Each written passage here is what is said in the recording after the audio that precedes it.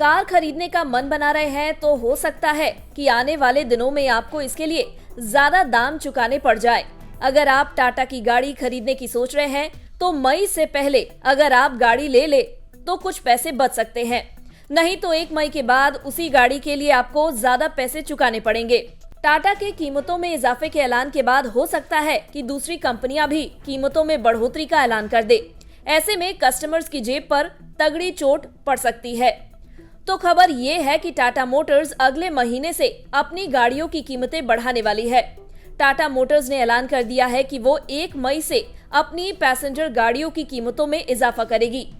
Variant और model के हिसाब से टाटा की गाड़ियों की कीमतों में 0.6% की औसत बढ़ोतरी की जाएगी। अभी फरवरी में ही टाटा ने अपनी गाड़ियों की कीमतों में इजाफा किया था। इस लिहाज से 2023 में अब तक टाटा ने 2 दफा गाड़ियों की कीमतों में इजाफा कर दिया है।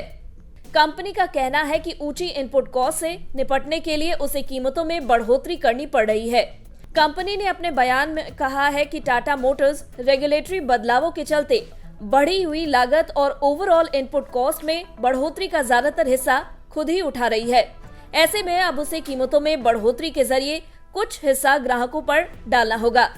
टाटा मोटर्स टियागो, टाइगोर और अल्ट्रोज जैसे हैचबैक और सेडान बेचती है।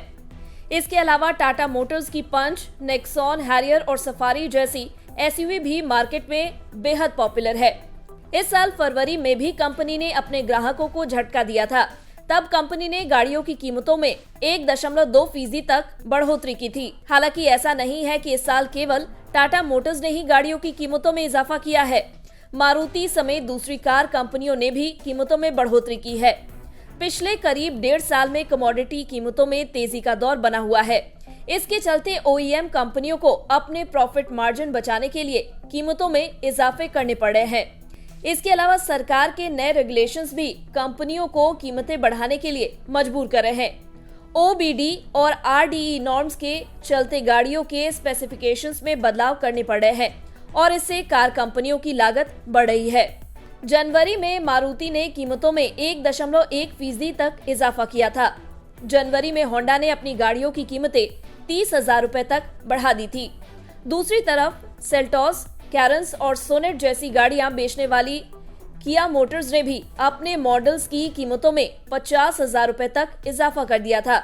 इसके अलावा हुंडई की एसयूवी के दाम 1 अप्रैल 2023 तक 13,000 रुपए तक बढ़ गए हैं। इसके अलावा हुंडई की दूसरी कारों के दाम भी बढ़े हैं। यही नहीं, ऑडी, मर्सिडीज बेंज और जीप जैसी गाड़ियों के दाम भी इस दौरान बढ़े हैं। यहाँ इस बात पर भी गौर करना जरूरी है कि बीते फिस्कल ईयर 2022-23 के दौरान कारों की बम्पर बिक्री देश में हुई है। 2022-23 में देश में पैसेंजर व्हीकल्स की बिक्री 26.7% बढ़ी है। एसयूवी की डिमांड में इस दौरान तेज उछाल आया है।